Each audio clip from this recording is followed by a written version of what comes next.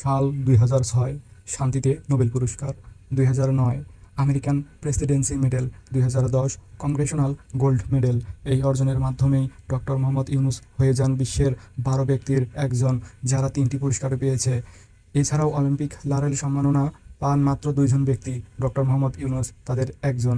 আজকের ভিডিওতে আমরা এই কিংবদন্তির জীবনী সম্পর্কে অজানা কিছু জানব। Biography with Sabbir.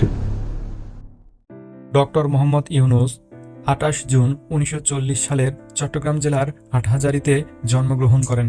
তার বাবার নাম হাজী দুলা মিয়া সওদাগর, মায়ের নাম সুফিয়া খাতুন। তার সহধর্মিণী ডক্টর আফরোজি ইউনূস। ব্যক্তি জীবনে তিনি 2 কন্যার পিতা। ছোটবেলা থেকেই অনেক মেধাবী ছিলেন। তৎকালীন পূর্ব পাকিস্তানে 16তম স্থান অর্জন করে চট্টগ্রাম কলেজের স্কুল থেকে ম্যাট্রিকুলেশন পাশ করেন। ডক্টর মোহাম্মদ ইউনূস কলেজ জীবনে রাজনৈতিক ও সাংস্কৃতিক কর্মকাণ্ডে যুক্ত ছিলেন। তিনি কলেজে অভিনয়ের জন্য প্রথম পুরস্কার লাভ করেন। এছাড়াও সাহিত্য পত্রিকার সম্পাদনা, আজাদী পত্রিকায় কলাম লিখতেন। তিনি 7ম শ্রেণীতে থাকাকালীন বয়েজ স্কাউটসে যোগ দেন এবং বয়েজ স্কাউটস এর পক্ষ থেকে ওই সময় মাত্র 15 বছর বয়সে যুক্তরাষ্ট্র, কানাডা সহ বিশ্বের অনেক দেশ ভ্রমণ করেন। 1960 সালে ঢাকা বিশ্ববিদ্যালয় থেকে অর্থনীতিতে স্নাতক ও 1961 সালে স্নাতকোত্তর শেষ করে যুক্ত হন গবেষণায়। একই বছর চট্টগ্রাম কলেজে অধ্যাপক হিসেবে যুক্ত হন। এরপর 1965 সালে ফুল ফ্রি স্কলারশিপ নিয়ে পাড়ি জমান মার্কিন যুক্তরাষ্ট্রে। 1971 সালে ভ্যান্ডারবিল্ট ইউনিভার্সিটি থেকে পিএইচডি শেষ করে মিডল টেনেসি স্টেট ইউনিভার্সিটিতে কিছুদিন সহকারী অধ্যাপক হিসেবে দায়িত্ব পালনের পর দেশে ফিরে আসেন। 1971 সালে মুক্তিযুদ্ধে যুক্তরাষ্ট্রের সমর্থন সংগ্রহ করতে বাংলাদেশ ইনফরমেশন সেন্টার তৈরি করেছিলেন। এরপর 1989 সাল পর্যন্ত চট্টগ্রাম বিশ্ববিদ্যালয়ে অর্থনীতি বিভাগের প্রফেসর হিসেবে কর্মরত ছিলেন। তিনি সবসময় মানুষের অর্থনীতির দুর্দশা নিয়ে ভাবতেন। বিশেষ করে 1974 সালের ভয়াবহ দুর্ভিক্ষ বাংলাদেশে আঘাত হানলে মানুষের দুঃখ, কষ্ট, অভাব তাকে ভীষণভাবে ব্যথিত করে। তখন তিনি ভাবতে থাকেন এই হতদরিদ্র মানুষগুলোকে নিয়ে কিছু করার। এর ধারাবাহিকতায় তিনি 1976 সালে তৈরি করেন বিশ্বের প্রথম ও সর্ববৃহৎ ক্ষুদ্র ঋণ প্রদানকারী প্রতিষ্ঠান গ্রামীণ ব্যাংক। এজন্যই তাকে বলা হয় আধুনিক ক্ষুদ্র ঋণ ও মাইক্রো ক্রেডিট সিস্টেমের প্রবর্তক। তিনি বিশ্বাস করেন বাঙালি জনগোষ্ঠী একটু সুযোগ পেলে ভালো কিছু করবেন, কেননা এরা অনেক কর্মঠ। বিশেষ করে নারীদের যদি কিছু ঋণ দেওয়ার মাধ্যমে কিছু হাঁস মুরগি, গরু ছাগল লালন পালন করে অথবা ছোট কিছু ব্যবসা করে দারিদ্রতা থেকে রেহাই পেতে পারেন। 1983 সাল থেকে গ্রামীণ ব্যাংক একটি বৈধ ও স্বতন্ত্র ব্যাংক হিসেবে যাত্রা শুরু করে। ডক্টর মোহাম্মদ ইউনূসের এই পরিকল্পনা সাফল্য পেতে থাকে এবং বিশ্বকে দেখিয়ে দিলেন কিভাবে একটি ক্ষুদ্র ঋণ একটি মানুষের ভাগ্য বদলিয়ে দিতে পারে। এই সাফল্যের জন্য 2006 সালে প্রথম ও একমাত্র বাংলাদেশি হিসেবে শান্তিতে নোবেল পুরস্কার পান। বর্তমানে তার ক্ষুদ্র ঋণ ছাড়াও সামাজিক ব্যবসা ও 3.0 তথ্য ব্যাপকভাবে গৃহীত হয়েছে।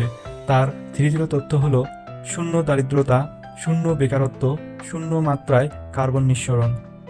তার এই 3.0 তথ্য অনুযায়ী সকল উন্নত রাষ্ট্র এর মধ্যেই কাজ শুরু করে দিয়েছে। তিনি কিছু বিখ্যাত বই রচনা করেছেন। তিনি বিশ্বের 61টি বিভিন্ন বিশ্ববিদ্যালয় থেকে সম্মানসূচক ডিগ্রি, 10টি দেশ থেকে রাষ্ট্রীয় সম্মাননা সহ 33টি দেশ থেকে 136টি সম্মাননা পেয়েছেন।